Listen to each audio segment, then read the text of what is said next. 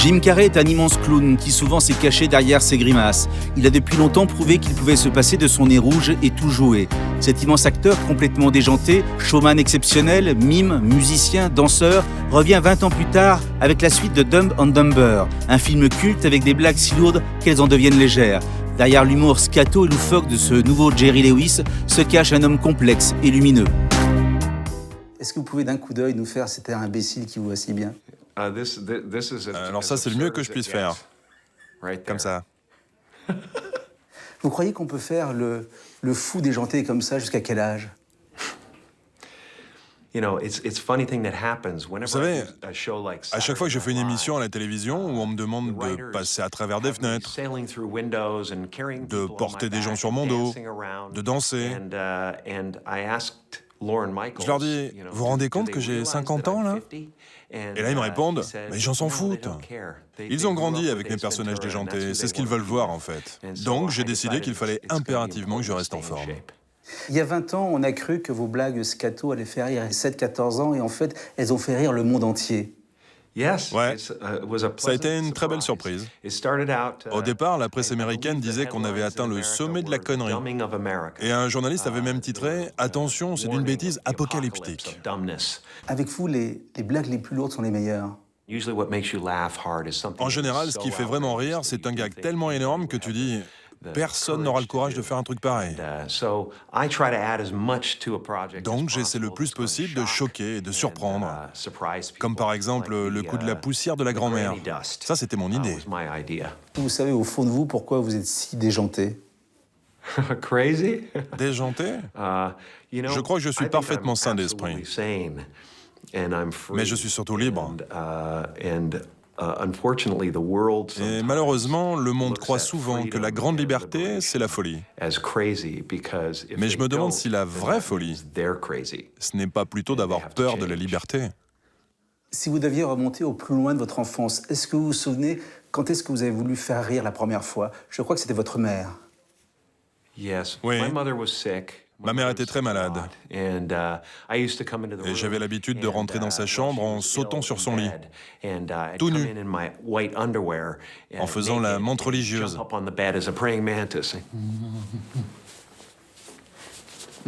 Comme ça.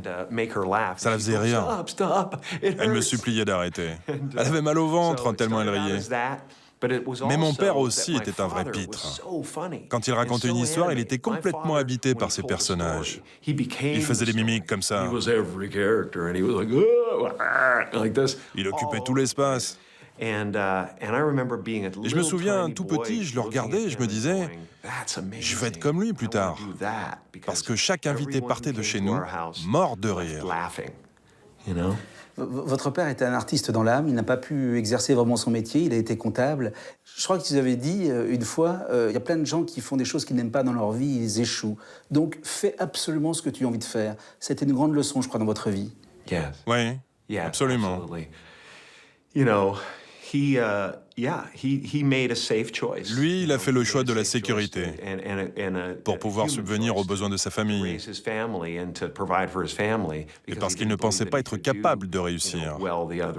Alors qu'en fait, il était l'un des hommes les plus drôles de la planète. Moi, je n'ai pas eu le choix. Je devais absolument faire ce que j'aimais, car j'ai vu mon père complètement détruit de ne pas avoir fait ce qu'il aurait aimé faire. Les grands clowns, et vous êtes un grand clown, utilisent souvent leur grimace comme un masque. Non. Mais c'est vrai qu'il y a eu un moment dans ma vie où j'ai eu besoin d'attirer l'attention de tout le monde. Et pour cela, je me créais un personnage. Mais se créer un personnage, je pense que c'est l'une des causes principales de la dépression à travers le monde. Car un jour, le masque tombe. Et vous devez vous débarrasser de toutes vos grimaces et accepter d'être vous-même. Est-ce que vous étiez obligé de passer par la dépression pour enlever votre nez de clown ? Oui, et ça m'a servi. Mais je ne pense pas que ce soit une mauvaise chose. Il faut quelquefois passer par des zones d'ombre pour trouver sa place. Et aussi avoir de la compassion pour les autres. On dit souvent que les grands clowns sont des grands tragiques. Vous êtes d'accord avec ça ?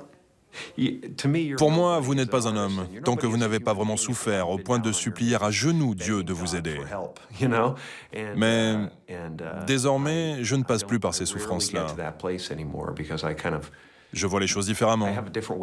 Je ne vois plus la vie de manière aussi tragique aujourd'hui. Vous avez pris une fois parti dans votre vie contre la prolifération des armes. En particulier, vous avez boycotté la promotion d'un de vos films dont vous étiez l'acteur principal. En ce moment, dans les rues de Ferguson, des gamins noirs crient « pas de justice, pas de paix » parce que le policier qui a tué l'un de ses enfants a été jugé non coupable. En tant que citoyen américain, comment vous réagissez ? Il semble que ça arrive beaucoup trop souvent. Le culte de l'arme à feu aux États-Unis est devenu dingue. C'est incontestable. Les gens deviennent parano. Ils ont peur de ne plus pouvoir se défendre. Lorsque j'ai parlé haut et fort, si vous saviez la violence des réactions que j'ai subies, c'était plutôt flippant. Qu'ils aillent au diable. Mais c'est pas juste les armes. Le problème, c'est la violence en général. Et Hollywood porte sa part de responsabilité. J'ai conscience de tout ça.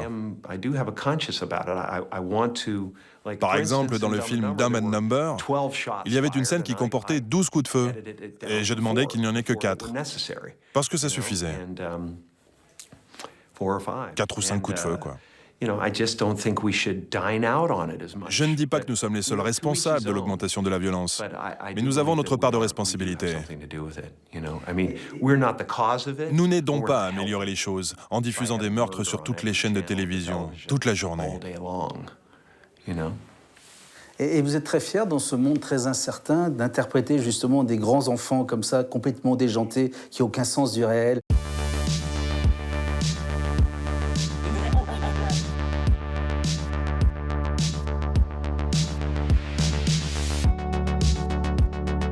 On dit de vous que vous êtes le diable dans une chambre d'enfant. Je crois que je suis un farceur, dont le but dans la vie est de causer un peu de chaos et de délire dans vos têtes. Vous savez qu'on avait un acteur français qui s'appelait Louis de Funès, qui avait la même élasticité du visage que vous. Luc Besson a dîné avec moi hier, et il m'a posé les mêmes questions que vous. Et j'ai répondu « Non, j'ai jamais entendu parler de lui ». Et lui, il m'a dit, il a la même forme d'énergie que vous. Il m'a montré une photo de lui et il m'a promis de m'envoyer ses films. Est-ce qu'on peut se quitter avec votre grimace préférée ? On peut faire beaucoup de choses avec un visage. Vous voyez ? Ce n'est pas figé. Merci beaucoup. Merci beaucoup. Thank you.